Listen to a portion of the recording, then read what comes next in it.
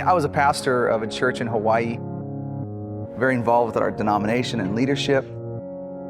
We have 3 beautiful daughters, and we lived in paradise.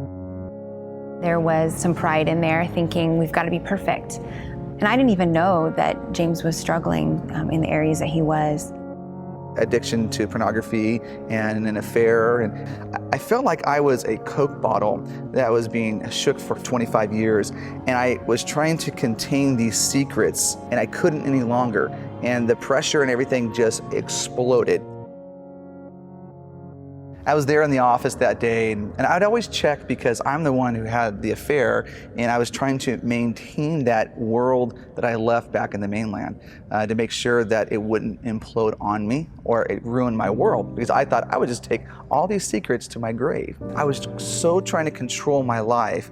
God says, "You're out of control, and I'm gonna expose this, James." And I remember all of a sudden something in my heart triggered that I've been exposed.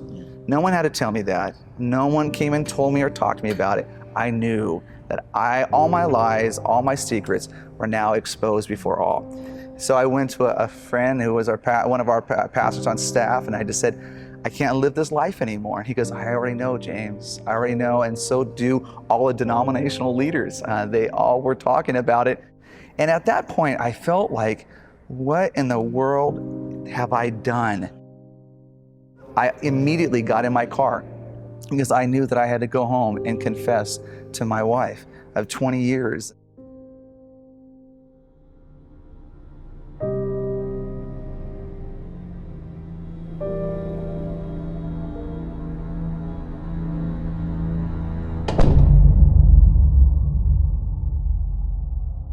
I found myself on the receiving end of a confession from my husband of an affair.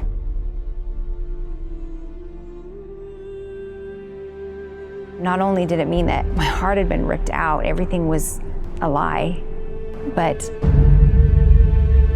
everything, ministry, everything was gone. My life is over.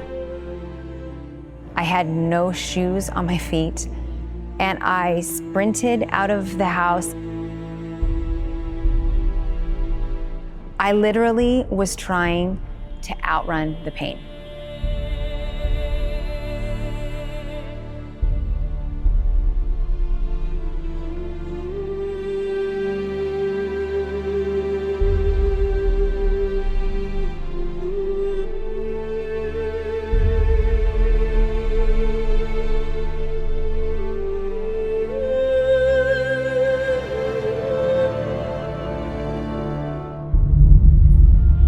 Having to confess my sin to my 3 daughters.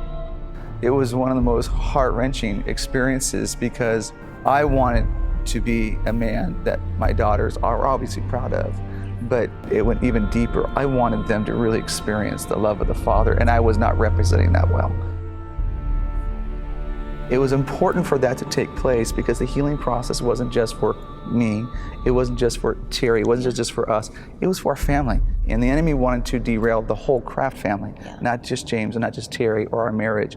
And so this was a healing moment that God started through great pain and anguish.